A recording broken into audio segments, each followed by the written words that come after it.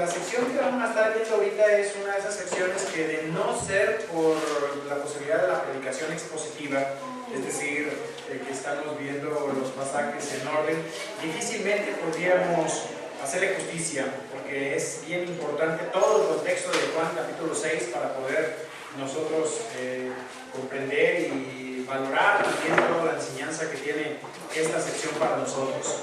Si recuerdan ustedes todo lo que hemos venido viendo desde que Jesús cruzó el mar buscando un tiempo divertido con sus discípulos, cuando llega al otro lado, a la otra orilla, recuerden ustedes que encontró a toda la gran multitud, y bueno, esta multitud estaba deseosa de escuchar la palabra de Dios, y así fue que el Señor los atendió, los vio como ovejas desamparadas que no tenían pastor, y tuvo misericordia de ellos y comenzó a enseñarles.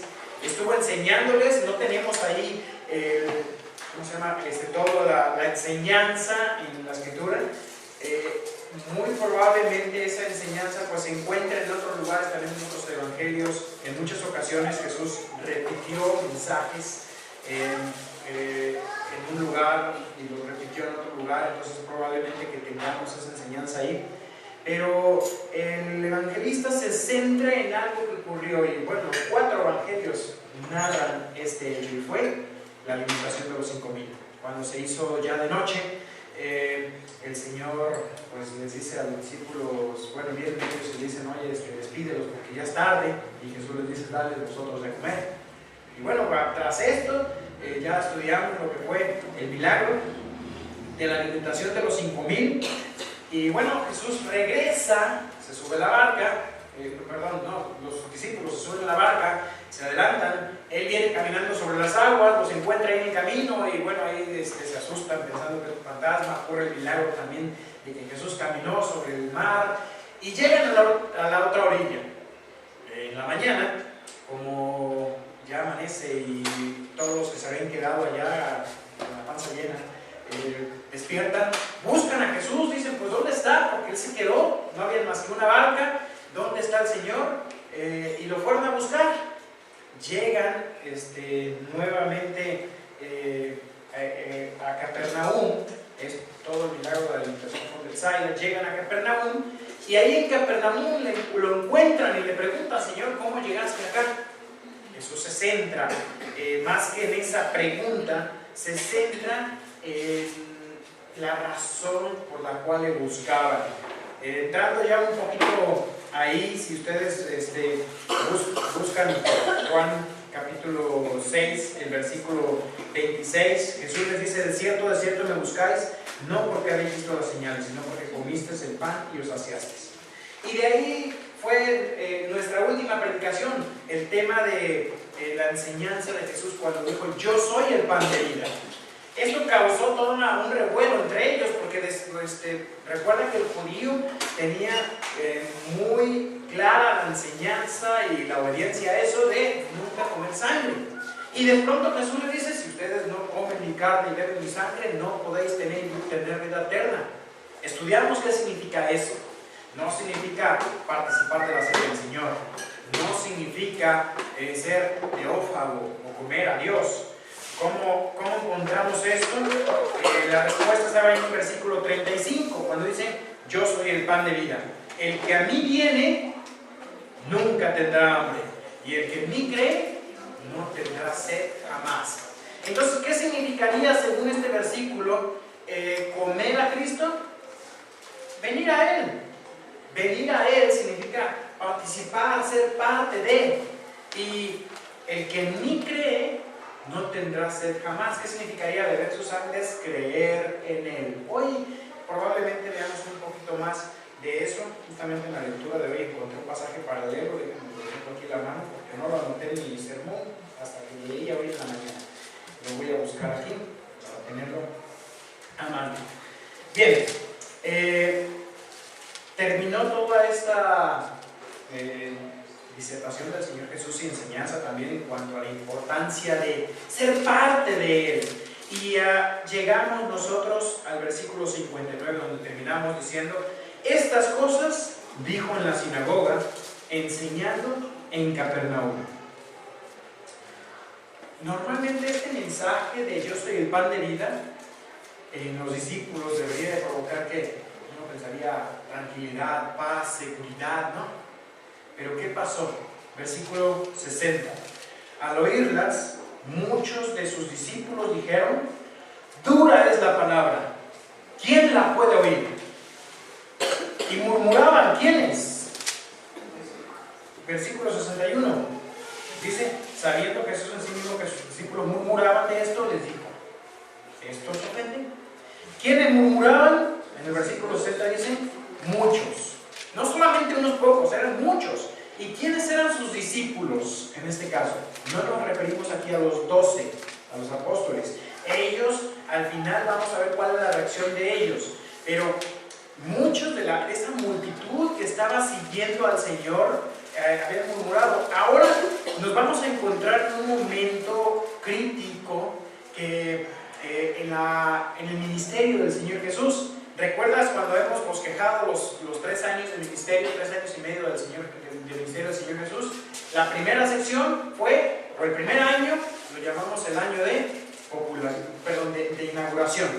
El segundo año fue el año de popularidad. Estamos todavía en ese año, en el año donde grandes multitudes todavía están siguiendo al Señor, pero ya empezamos a ver que muchos empezaban a abandonar a Cristo.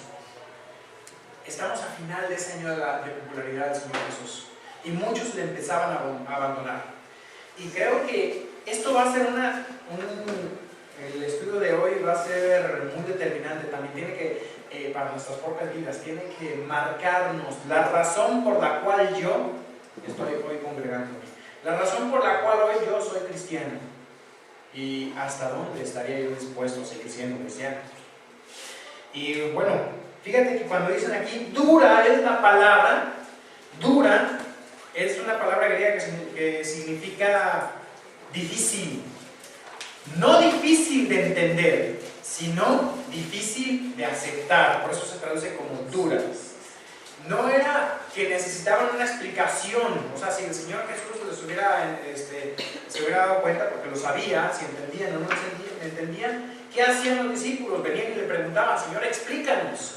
Pero acá no estaban pidiendo explicación, lo habían entendido. Entonces, ¿cuál era la parte dura? Era difícil de aceptar. Era cuando el Señor dijo: deben de comer, deben de hacerlo suyo. Jesús se había presentado ya como la misma vida de Dios, que descendió del cielo y que nadie podía ser parte de esa vida de Dios sin hacerlo parte de sus propias vidas, sin hacer parte a Cristo de sus vidas. No se podían enfrentar a la eternidad sin que Jesús fuera parte de sus vidas, sin someterse a Cristo. Ahora, suena bien el concepto de decir: yo recibo la vida eterna. Pero todo esto, el hecho de ser parte, para los discípulos que ahora lo estaban viendo como dura, ya entendieron que hacer parte a Cristo de sus vidas no significaba solamente recibir, significaba someterse a Cristo. Y esto era parte de lo duro. O sea, qué fácil, ¿no? Sencillamente: Señor, dame la vida eterna, pero yo hago lo que yo quiera. Y ahí estaban entendiendo ellos que no se trataba de eso. Entonces Jesús les pregunta en el versículo 65: ¿esto os ofende? Fíjate que la dificultad del cristianismo, para muchos es como: qué fácil ser cristiano, recibes a Cristo y ya eres salvo. No entendiste. La dificultad del cristianismo es doble. Primero, porque demanda un acto de rendición a Cristo. Aquí no se trata solamente de ser salvo, se trata de entender lo que Cristo demanda. La salvación demanda también un arrepentimiento. O sea, no es: yo recibo y ya. O sea, si tú no estás arrepentido, si no has comprendido, no puedes haber entendido y hacer tuyo a Cristo. Demanda una rendición, aceptarle a Él, no solamente como Salvador y ya, sino entendiendo el mal que has hecho. Creemos que para ser salvo Cristo se entregó por mí. Y yo, posteriormente, entiendo que debo de rendirme a Él. Pero sabes que desde el momento que tú recibes a Cristo como tu Salvador, tiene que haber un cambio en tu manera de pensar. Y hoy mucha gente no se acercan a Cristo porque sea difícil para el intelecto, sino porque desafía la vida. Hoy muchos no quieren ser cristianos porque entienden que requiere un compromiso. ¿Sabes? A veces esos que no quieren ser cristianos entendieron mejor que muchos que vienen a la iglesia y se congregan y dicen, qué padre venir y cantar, y salen y hacen lo que quieren. No se trata de eso, ni uno ni lo otro. O sea, tenemos que comprender, pero desafiarnos también.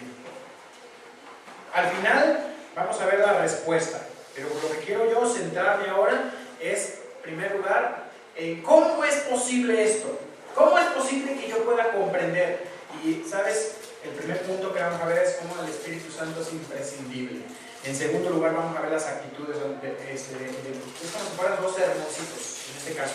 Primero es el Espíritu imprescindible para la vida cristiana, tanto para la salvación como para comenzar también la vida cristiana y para vivirla y llevarla hasta el final. Depende del Espíritu Santo todo esto. Y en segundo lugar, vamos a ver también esas actitudes que tenemos que tener también ante Cristo. Bueno, dice, tengo una nota aquí que me llamó la atención también de este. Ahí estás borrando la presentación primero, mejor es una nueva. Crea una nueva y ya después la editamos. Un archivo nuevo.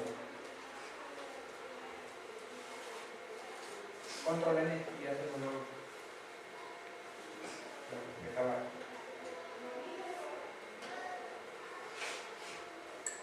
O en File, ahí el archivo, hasta arriba. Hasta arriba, en la esquinita de arriba en File, ahí es un archivo nuevo. Para que. Ahí está. Bueno, decía que había visto yo un comentario ahí en el Facebook de no lo conozco más allá de redes sociales, pero es una persona que comencé a seguir porque es reconocido, se llama Alberto Taure, y él publicó algo que yo lo puse después en la página de la iglesia, no sé si lo vieron, que decía que la verdad suena a odio a aquellos que odian la verdad. Y mucha gente se está comportando así. Ya parece ser que lo absoluto, que la Biblia tiene absolutos, y empiezan a decir, no, es que no tiene que haber absolutos, no hay absolutos. Y como la Biblia es absoluta, la odian. Pero es ilógico decir que no hay absolutos con un absoluto. Porque decir no hay absolutos es un absoluto en sí mismo. Entonces, no es lógico esto. Y es verdad, la verdad suena a odio para aquellos que odian la verdad. Mira, vamos a leer un poquito avanzando en esto. Decía el versículo 61, sabiendo Jesús en sí mismo que sus discípulos murmuraban de esto, les dijo, ¿esto os ofende? Pues ¿qué? Si vieres al hombre subir a donde estaba primero. No nos suena muy lógico esto, pero quiere decir aquí, o sea, lo que Jesús está diciendo aquí es que la resurrección, lo que iba a ocurrir en el futuro, el hecho de que Jesús subiera, su resurrección y su ascensión, iban a ser las credenciales finales, la garantía de Jesús. No fue Jesús simplemente alguien que vivió noblemente, no fue sencillamente Jesús un gran hombre, un gran maestro, implicaba lo que Él era. Él murió y resucitó. Su muerte no fue una muerte heroica de un caudillo que trajo una libertad, como alguien que se avienta con la bandera enredada y ahora le honramos por lo que hizo. No, Jesús murió y resucitó. Él es el pan vivo que descendió del cielo y subirá al cielo. Por eso dice, ¿esto os ofende? Y anticipa también lo que él haría. Sus credenciales han sido confirmadas por su resurrección. ¿Qué hace diferente a Jesús de un Mahatma Gandhi, de un Mahoma, de un Confucio, el padre de la confusión, decíamos? ¿Qué hace diferente a Cristo de cualquier otro gran líder religioso o filosófico, lo que sea? Que Él está vivo. Que Él está vivo, su tumba está vacía. Él fue sepultado. Y hay pruebas de ello. Bueno, sí, dicen de Mahoma que él se trepó en un caballo alado y subió al cielo. Eso dice, pero no hay más, no hay evidencia fuera de lo que ellos dicen. En cambio, de la resurrección de Cristo quedó una evidencia fuerte. El simple hecho de que la tumba haya sido haya guardias romanos, que haya sido sellada la tumba, no sellada que le pusieron pegamento, soldadura o cemento, no, fue sellada con un sello de cera, pero un sello de cera que desafiaba o más bien que cualquiera que rompiera ese sello desafiaba al Imperio Romano. Y la resurrección de Cristo fue testificada no solamente por la misma Escritura, por los testigos que la Escritura tiene, fue testificada también por narradores no cristianos que contaron de la resurrección de Cristo, o también de todos aquellos miles y miles de cristianos que sellaron con su sangre su testimonio. Porque ¿quién moriría por una mentira? Murieron muchos, comenzando desde el primer mártir de la iglesia, Esteban, aquel que dio un testimonio y su testimonio lo firmó con su sangre. La resurrección de Cristo es, por mucho, el evento de la historia primitiva mejor comprobable. Mucho y por mucho mejor comprobable que la existencia de muchos hombres, filósofos y personajes de la historia antigua. En fin, no me voy a meter mucho hacia eso porque nos desviaríamos del tema que quiero terminar. Cristo es el Verbo de Dios. Él es la verdad encarnada. Cuando él dijo, hablando de las palabras, fíjense, versículo 63, el Espíritu es el que da vida, la carne para nada aprovecha. Las palabras que yo he hablado son Espíritu y son vida.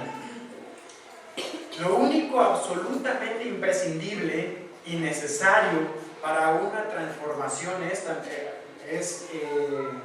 la obra que el Espíritu Santo hace en aquel que pone su fe en Cristo. Cuando tú crees en Cristo, estás permitiendo, estás reaccionando a la obra que el Espíritu Santo hizo en ti. ¿Qué hace el Espíritu Santo hoy? Convence de justicia, pecado y juicio. Trabaja en tu corazón. Y si tú creíste en Cristo, lo aceptaste como Salvador de una manera genuina, significa que tú permitiste, no resististe esa obra que el Espíritu Santo hizo en ese momento en ti, y sigue haciendo, día tras día, sigue obrando. La vida cristiana es posible. ¿Por qué? Solamente porque el Espíritu Santo mora en vosotros, en ustedes, en nosotros. No podemos vivir la vida cristiana sin su ayuda. Y otra cosa más, también la carne no puede hacer nada. Por nuestra propia acción yo no podría ser cristiano. Y dice aquí, las palabras que yo he hablado son espíritu y son vida. ¿Recuerdas Juan 1:1? En el principio era el Verbo, y el Verbo era con Dios, y el Verbo era Dios. Si seguimos leyendo hasta el versículo 4, dice, en Él estaba la vida, y la vida era la luz de los hombres. ¿En quién estaba la vida?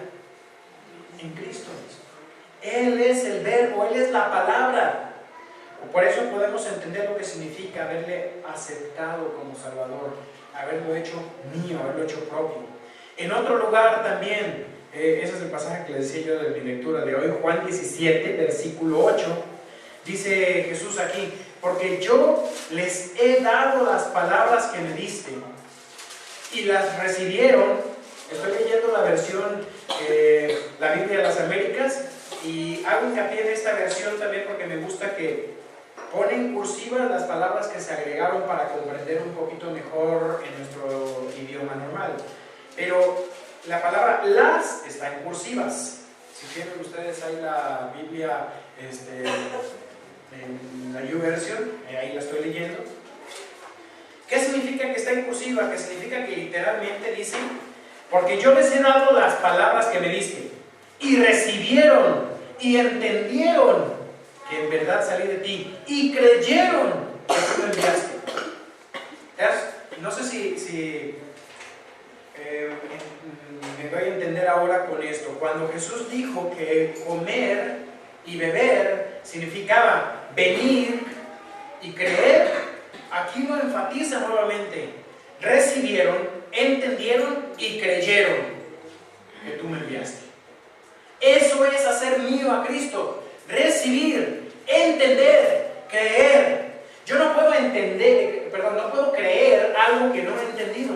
Debo entender lo que la obra de Cristo. Si alguien, pregunto yo, y lo enfatizo mucho esto porque vivimos en una cultura donde se sabe de Cristo y la gente dice: yo creo en Cristo, pero no han entendido. Por eso es importante todo esto. Para creer, tengo que entender. No puedo creer sin entender. Y entonces también puedo hacer mío recibir a Cristo como mi Salvador. Si comes a Cristo, es decir, si crees que Cristo murió por ti, habiendo entendido, lo haces tuyo, lo comes, lo recibes, tendrás vida eterna. Ese es el mensaje. Finalmente todo se vuelve muy sencillo y puedo quedar con algo tan sencillo como Juan 3:16: de tal manera amó Dios al mundo que ha dado a su unigénito para que todo aquel que en él cree. Y ahí entiendo qué significa creer. Significa, como dijo acá, recibir, entender, creer, hacerlo mío. Todo aquel que en él cree no se pierde, sino que tenga vida eterna. La palabra de Dios es el único poder efectivo para toda la oposición que hay contra mi vida cristiana, contra mi espíritu, desde adentro y desde afuera. Hay una oposición a vivir la vida cristiana adentro de ti. Es la carne, es el pecado. Qué difícil es ser cristiano, ¿verdad? Qué difícil es obedecer. De pronto tú dices: sí, yo voy a obedecer en esto, y te das cuenta que fallaste, y fallaste. Bueno, la palabra de Dios es el poder efectivo. Por eso está diciendo aquí que el Espíritu es el que da vida. La carne para nada aprovecha. Cuando tú te esfuerzas por vencer el pecado con tus propias fuerzas, no lo vas a lograr. O quizás lo logras por un momento, pero depende del Espíritu Santo, depende de sus palabras. La palabra de Cristo es lo único. Estos hombres no estaban entendiendo aquí lo que significaba realmente, o comprendían el compromiso que Cristo requería, pero no estaban dispuestos a obedecer. Por eso, sencillamente, dejaron de seguir a Cristo. Eran discípulos, pero eran discípulos seguidores de Cristo, podríamos decir, nominales. Versículo 64 dice: hay algunos de vosotros que no creen. Eran de los discípulos. Hay algunos de vosotros que no creen. De estos del versículo 60. Porque Jesús sabía desde el principio quiénes eran los que no creían y quién le había de entregar. Eran cristianos nominales. Jesús sabía quiénes eran y quiénes son y quiénes somos. Los nominales y los genuinos. ¿Te acuerdas aquel hombre que Jesús le dijo: este es un verdadero israelita? ¿Pero cómo se llama? Natanael. Y Jesús conoce tu corazón. Y Él sabe si vives la vida cristiana en tus propias fuerzas o permites que sea el Espíritu Santo el que esté obrando. Me llama la atención mucho el Evangelio de Juan, porque Juan enfatiza mucho. Si tú ves los 4 evangelios, notas cómo algunos evangelistas enfatizan ciertas cosas. Juan enfatiza mucho esto que dice al final, cuando dice que él sabía quién le iba a entregar. Versículo 64. Versículo 65. Por esto os he dicho que ninguno puede venir a mí si no le fuera dado del Padre. Nadie puede venir a Él si no es Cristo. Él conoce nuestros corazones, pero las pruebas son las que van a evidenciar las convicciones que tú tienes. En otras palabras, puede ser que tú creas ser un buen cristiano, pero cuando vienen las pruebas, tú dices, bueno, ¿por qué estoy siendo probado? ¿Por qué vienen estas luchas? ¿Por qué hemos hablado en la reunión de oración? ¿Cuáles son las pruebas que estamos pasando como iglesia? Un buen número, salud, ¿no? Cuando viene problemas de salud, ya sea para nuestros hijos, para nuestra familia, mi mamá está pasando por pruebas de salud. En esos momentos de salud a veces son cuando podemos afianzarnos más a Cristo. Son esas pruebas las que van a evidenciar tus convicciones. Nosotros muchas veces nos arrogamos el derecho de juzgar y de pensar, tal persona no tiene convicciones, y pensamos nosotros juzgar el corazón humano y juzgamos la forma de la vida cristiana de tal hermano, tal otro hermano, y causa conflictos, y empezamos, ya sea para bien o para mal, al hacerlo, porque a veces que pensamos, este es un buen cristiano, y no te has dado cuenta que a veces fallas cuando dices, este es un buen cristiano, y de pronto te das cuenta que no lo es. Para bien o para mal, cuando juzgamos, nos estamos subiendo al trono de Dios, porque solamente Él puede juzgar el corazón del hombre. No juzgáis para que no seáis juzgados, dice Juan 7:24, sino juzgad con justo juicio. Aquí a la vuelta de la hoja. El justo juicio con el cual tenemos que juzgar demanda varios testigos y evidencia, no solamente primeras impresiones. Y a veces juzgamos hasta por el aspecto de la cara del hermano. Entonces, cuidémonos de eso. Nadie puede aceptar a Jesús, como veímos en este último versículo, si no es por el Espíritu de Dios. Solamente el Espíritu de Dios es el que hace la obra. Pero uno puede seguir resistiendo el Espíritu hasta llegar al punto en que ya no podrá cambiar de actitud. Es decir, si tú resistes al Espíritu Santo cuando Él te marca, ya sea el llamado a salvación o ya sea el llamado a santificación, que tú dejes un pecado, puede ser que llegue un punto donde ya no haya más posibilidad de cambiar de actitud por tu propia dureza del corazón. El que le resiste es excluido, no por Dios, sino por su propia actitud. Y vamos a entrar ahora a la otra sección, a la otra parte, es un poco más corta, aunque tiene varios puntos bien interesantes, que es las actitudes ante Cristo. Versículo 66 en adelante. Dice el versículo 66.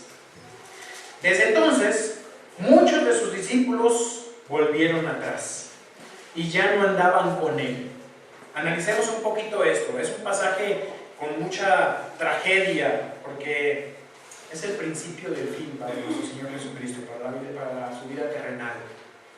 Había un tiempo cuando venían grandes multitudes, cuando estuvo en Jerusalén para la Pascua. Muchos vieron sus milagros, creyeron en sus nombres. Muchos vieron los milagros de Jesús y se bautizaron en un número tal que hasta causaba problemas. Por ejemplo, en Juan 4:1 dice que venían los fariseos y decían: Jesús hace y bautiza más discípulos que Juan el Bautista. En el versículo 4:49 también dice que muchos de los samaritanos de aquella ciudad creyeron por la palabra de la mujer y porque vieron a Jesús. En Juan 4:45 dice que vieron todas las cosas que Jesús había hecho en la fiesta, porque habían ido. Entonces muchos de Galilea creyeron. Grandes multitudes seguían a Jesús. Pero de aquí en adelante vamos a ver cómo empieza a disminuir la cantidad de gente que sigue a Jesús y empieza a aumentar la oposición, el odio de parte del pueblo judío también. Y todo esto va a culminar en la cruz. Juan nos introduce este último acto de la tragedia.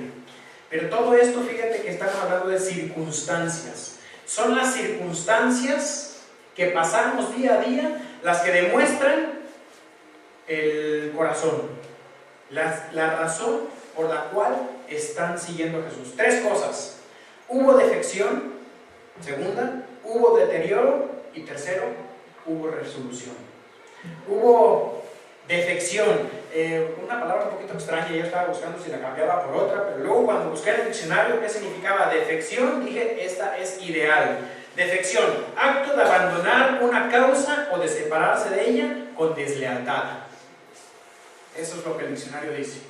Entonces dije, no, la usaré, mejor la explico. Defección para mí fue nueva, como yo sé que para muchos de ustedes también puede ser que lo sea. Acto de abandonar una causa o de separarse de ella con deslealtad. Y bueno, dice que se volvieron atrás muchos, versículo 66. Literalmente dice, se volvieron a las cosas de atrás. No es que le negaron una vez, como Pedro, que lo pudo haber hecho 2, 3 veces, lo negó, sino que le negaron de una vez. Es decir, no más, ya no. Ah, yo era cristiano, dicen, ¿te ha tocado a alguien que te diga eso? Yo antes era cristiano. O sea, es gente que volvió de una vez. Y fueron muchos, o sea, no fueron unos cuantos. La apostasía es contagiosa, la defección es contagiosa. Por ejemplo, Satanás, él quiso subirse al trono de Dios, ¿te acuerdas de la historia, no? En Ezequiel lo cuenta. Y él quería sentarse en el trono de Dios. ¿Pero qué pasó? Fue echado. Y muchos ángeles, una tercera parte de los ángeles, lo siguieron.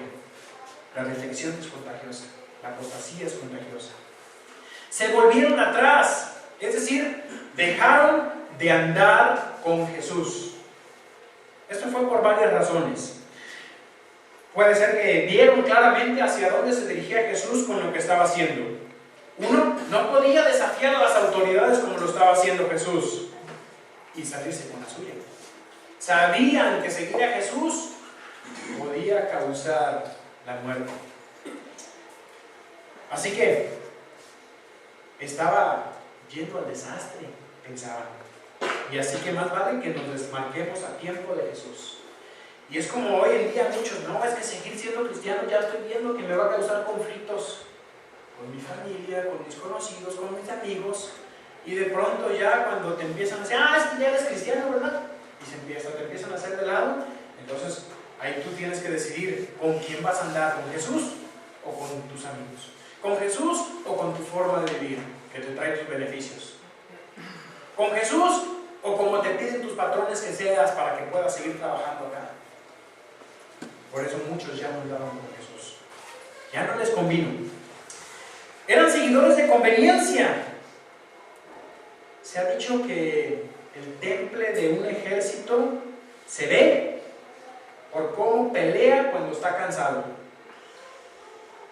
Y hay veces que puede ser que te canses de ser cristiano, ¿no?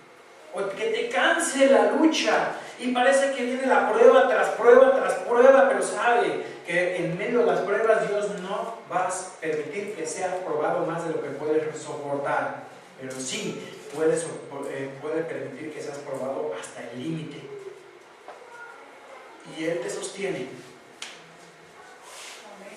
Así que date cuenta de eso, o sea, el ejército se demuestra por cómo pelea cuando está cansado. Los que se marcharon habrían permanecido con Jesús siempre que su carrera fuera en ascenso, pero a la primera sombra le dejaron. Nadie puede dar tanto como lo que Jesús dio, pero si me acerco a Él solamente para recibir y no para dar, seguro que tarde o temprano vamos a terminar dándole la espalda. Cualquier persona que quiera seguir a Jesús tiene que tener en cuenta que seguir a Jesús siempre implica tomar una cruz.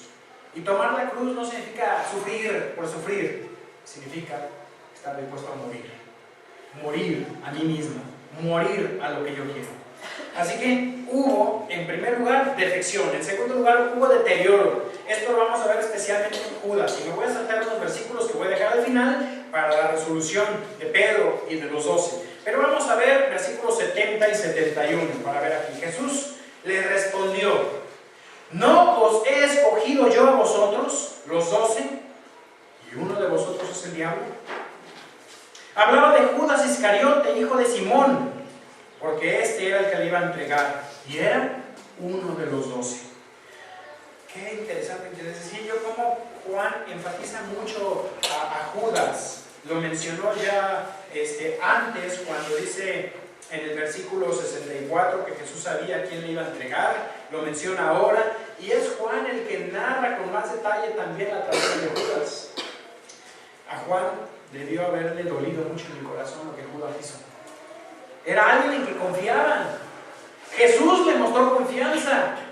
Tanta confianza había que yo creo que nadie dijo nada cuando él terminó siendo tesorero. ¿A quién pondrías de tesorero? ¿A alguien que confías o no? Bueno, los 12 parece ser que confiaban. Judas se ganó la confianza de ellos. Y bueno, Jesús debió haber visto también en Judas a alguien que él podía usar para su obra. Así que debemos estar dispuestos a esperar siempre lo mejor de los demás, tal y como el Señor también esperó de Judas lo mejor, sabiendo él quién sería. Él esperó lo mejor. Cuando dice 1 Corintios capítulo 13 versículo 7 que el amor todo lo cree, no significa que cree todo lo malo, lo contrario, significa que siempre está dispuesto a creer en las personas. El amor todo lo cree. No significa ser un crédulo, significa tener confianza en la gente. Y Dios confía en ti, a pesar de todo. O sea, el amor todo lo cree. Y cuando yo pienso en que Dios cree en mí, o sea, yo creo en Él, pero Él cree en mí también. Y yo le he fallado vez tras vez y vez tras vez, le fallo y vuelvo a caer. Y Él cree en mí. El amor todo lo cree. Pero Judas, quien pudo ser un héroe, resultó un villano. Pudo haber sido un santo y terminó siendo un hombre que dejó su nombre a la vergüenza. Nadie hoy le pone Judas a su hijo, pero muchos le ponen Pedro, aun cuando Pedro negó 3 veces. Las circunstancias prueban el carácter. Muchos ya no andan con Jesús porque juzgaron a alguien más. Porque llegan a la iglesia y ven al otro hermano, y es que me cae gordo el otro hermano, y a lo mejor el otro hermano es como Judas, ¿no? Y muchos dejan de venir a la iglesia por problemas o con otro hermano. Problemas muy menores. Jesús estuvo con Judas, lo tuvo a su lado, le mostró amor, a pesar de ser quien fue. Así, bueno, fíjate que ni Jesús ni los demás discípulos echaron a Judas de su compañía. No hay iglesia perfecta, pero no podemos desechar la compañía de los 11 porque uno de ellos pudiera ser el diablo. Así que los que siguieron a Jesús, que se mantuvieron firmes, tenían entre ellos a Judas. Alguno pudo haber dicho, Juan pudo haber dicho, no, yo ya no sigo con Jesús porque es a Judas. Puede ser que seguir de cerca a Cristo implica muchas veces soportar a alguien. Y como ya hablamos, no estamos para juzgar quién de nosotros es el Judas. Yo tengo que creer porque el amor todo lo cree. Finalmente, hubo resolución. Versículos 67 al 69. Dice estos versículos que salteamos. Dice, dijo entonces Jesús a los 12, ¿queréis acaso iros también vosotros? Le pregunta a los 12 y Pedro, como suele ser, siempre pronto para responder, a veces para mal, porque a veces me llama la atención aquí, Pedro era pronto para hablar y tardo para oír, al revés de lo que dice Santiago 1:19, no todo hombre sea pronto para oír y tardo para hablar. Él era al revés, él era pronto para hablar. En ocasiones le mereció el reproche. En Mateo 16 le dice Jesús, apártate de mí, Satanás, porque eres de tropiezo. Y ahí es Mateo 16, 17. Y en el versículo Mateo 16, 23. Y unos versículos antes, Jesús le había dicho, bienaventurado eres, Simón Pedro, porque no te lo reveló carne ni sangre. Cuando le dijo, tú eres el Cristo. Pedro era pronto para hablar. Así que él respondió y de una forma rápida, diciendo, versículo 68, Señor, ¿a quién iremos? Tú tienes palabras de vida eterna. De hecho, Él era la palabra de vida eterna. Era como que Pedro estaba diciendo, ¿junto a quién nos marcharemos? Si yo te abandono, ¿a quién sigo? Quien se está considerando abandonar a Cristo, tiene que considerar muy bien a quién va a seguir. No puedo sencillamente decir, me voy. ¿Y sabes por qué muchos abandonan también a Cristo? Por amistad al mundo. No améis al mundo ni las cosas que están en el mundo. Si alguno ama al mundo, el amor del Padre no está en él. Dice Juan en su primera carta, 2:15.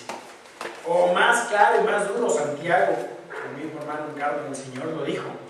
Oh almas adúlteras, ¿no sabéis que la amistad del mundo es enemistad contra Dios? Cualquiera pues que se constituye o que quiera ser amigo del mundo, se constituye enemigo de Dios. Miren, todos los discípulos, los 12, bueno, excepto Judas, estuvieron dispuestos a continuar en búsqueda de la vida y la felicidad eterna en Cristo.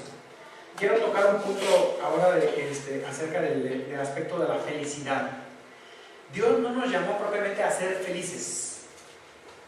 Dios nos llamó a tener gozo en Él. Pero hay un principio que es la felicidad, y es la felicidad eterna. Estoy leyendo, tengo aquí un libro que estoy leyendo en formato Kindle, que por cierto se lo recomiendo mucho, lo tengo en formato PDF, se lo puedo compartir. Quiero leer algunas cosas bien importantes también que hablan de esta felicidad que muchas veces buscamos. Marqué unos pasajes, denme un segundito. Tengo aquí, por ejemplo, bueno, uno dice Andrés Panasiuk, en el libro que se llama ¿Cómo llego a fin de mes? Es un libro sobre administración económica.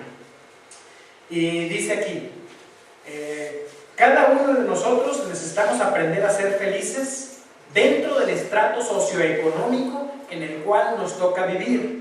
Y aprender que la felicidad es un estado del alma. Tiene muy poco que ver con la cantidad de dinero que ganamos o que hemos acumulado. La violación al principio de la felicidad es la raíz más común del problema de deudas y presiones financieras que viven las familias y los negociantes de nuestros días. Y el hecho de que no hay felicidad, esta podríamos llamar falta de felicidad, se muestra justamente en que buscamos que algo llene nuestra vida y empezamos a buscar dinero, a buscar objetos. Menciona más adelante, dice, es el principio de la felicidad, también llamado del contentamiento o de la satisfacción personal. Este principio dice que cada uno de nosotros debemos aprender a estar contentos, a disfrutar de la vida sin importar el lugar en que estamos colocados en la escala social de nuestro país. Gente insatisfecha con el nivel de vida que le pueden proveer sus ingresos, esa gente en algún momento va a pegar un salto social, comprando una casa más grande de la que puede pagar, un auto más caro que el que puede tener, o mudándose a un barrio más costoso del que le convendría vivir. Y en otro pasaje también, otra sección más, déjenme buscar el siguiente, dice así: proponte el día de hoy darle una mirada honesta al lugar en que te encuentras en la escala social de tu país. Pregúntate, ¿tengo éxito en mi vida económica? Si tú no tienes paz en el contexto económico en que te toca vivir, quizás es hora de tomar algunas decisiones importantes, tanto financieras como personales y familiares. Ajusta tu nivel de vida y en vez de correr detrás de metas económicas, decide ser feliz. Tú eres el único que puede hacerlo. Yo no puedo cambiar tu actitud frente a la vida y el valor que le das a las cosas materiales. Lo tienes que hacer tú mismo y lo debes de hacerlo. Muchas veces, este libro cuenta algunos ejemplos también de cómo nos podemos sentir satisfechos con la vida que tenemos hoy en día. Y esta Esta felicidad de la que habla es lo que podríamos llamar el gozo de la vida cristiana. No es una felicidad que dependa del exterior, depende del interior. Por eso pudo decir Pedro: ¿a quién iremos? Tú tienes palabras de vida eterna. La doctrina que Cristo enseñaba era el camino de la vida eterna, y a esas palabras nos tenemos que adherir, tenemos que estar dispuestos a vivir por ellas y a morir por ellas, porque tenemos una seguridad absoluta en nuestro amado Salvador. En el versículo 69 respondió Pedro, dice: Señor, ¿a quién iremos? Tú tienes palabras de vida eterna, y nosotros hemos creído y conocemos que tú eres el Cristo, el Hijo del Dios viviente. Jesús le respondió, bueno, esto ya lo vimos en el último versículo, ya lo vimos: tú eres el que hemos creído y conocemos. La lealtad de Pedro tenía sus raíces en una relación personal con Cristo. No se trataba de un conocimiento intelectual, sino de un conocimiento experimental, viva, simultánea al creer. Había muchas cosas que Pedro no entendía todavía, y a veces iba a estar tan confuso que podría parecerse a nosotros, despistado, pensando que tenía que morir por el Señor: voy a morir por ti, y después te negaba. Pero siempre hubo algo en Cristo por lo cual Pedro estuvo dispuesto a morir. Analizando lo que significa ser cristiano, no es una filosofía que puedo aceptar, no es una teoría a la cual adherirme, es la respuesta personal de mi vida, es la lealtad y el amor que Él me da y que yo le doy a Él, porque no puedo hacer otra cosa más que vivir para Él. Eso significa ser cristiano. Vamos a terminar ahora. Mi Dios, gracias Padre por este día. Gracias Señor porque en tu palabra, mi Dios, encontramos lo que necesitamos. Tú tienes palabras de vida eterna, Señor, y no tengo a dónde ir, porque solamente en ti, mi Dios, encuentro lo que satisface la necesidad de mi alma.